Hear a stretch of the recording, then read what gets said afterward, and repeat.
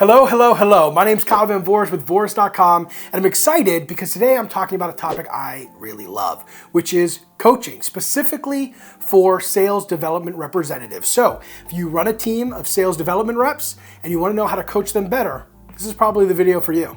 Let's dive right in.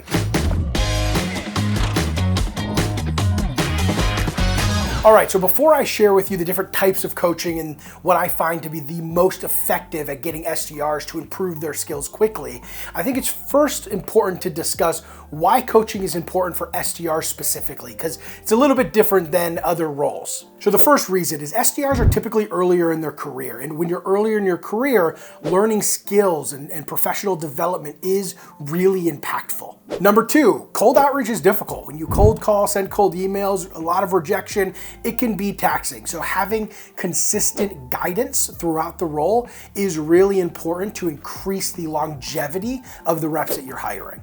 Number three, as you keep coaching reps, they typically do better.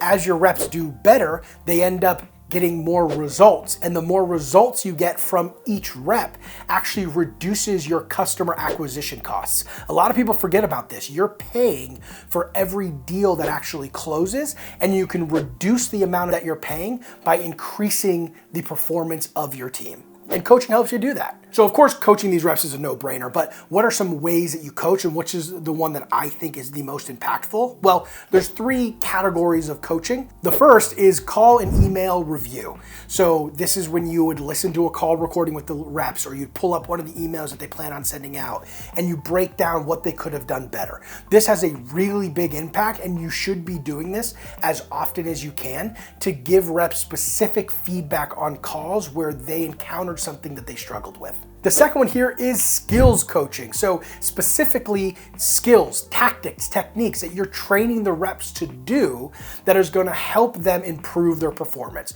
So an example of this might be how to overcome a brush off. It might be a script that you're trying to implement. It could even be a type of email that you want them to send out. These are actual skills that you're almost teaching in lecture format to help improve the performance of the reps by adding new tools to their tool belt. Number three, and spoiler alert, this is the one I think is the most impactful. It's live coaching.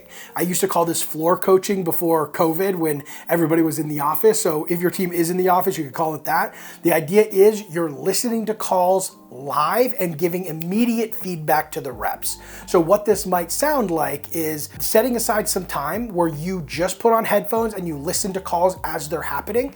And right when the rep encounters a challenge, you're either messaging them on Slack or you're waiting until right after the call to give them the feedback. The reason why this is the most effective type of coaching, at least in my experience, is because it's giving the rep what they need to do better in the moment that they actually need it. So they can easily make the connection of the experience that they had and how to solve whatever the blocker was that prevented them from being able to book that meeting for an SDR. And being able to make that connection incredibly quickly and on the fly allows them to execute it quickly as well. So let me give you a real example of this. I was doing an on-site training for a company that had 17 SDRs, and part of the training is I was actually going around the floor and listening to them live making cold calls.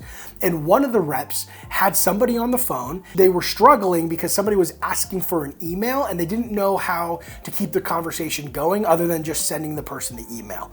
So right when that happened, I pulled that person aside and said, "Hey, what happened here?"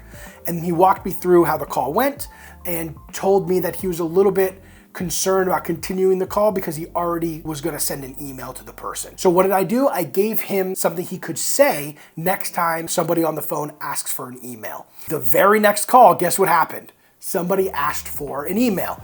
And this rep said exactly what I told him to say, and it worked. He was actually able to continue the conversation and ended up booking the meeting. It doesn't happen like that all the time. I was definitely happy that it did, but what ends up happening is the reps are able to implement what you told them to implement. And that is incredibly important, and that's why live coaching, in my opinion, is the most impactful. Coaching SDRs is extremely important, and by having different ways that you coach, you add variety to your coaching program, and that variety keeps things interesting. Truth is, the SDR role can be repetitive. It can also be difficult. There's a lot of rejection, and it can be challenging to keep your head up when times are tough.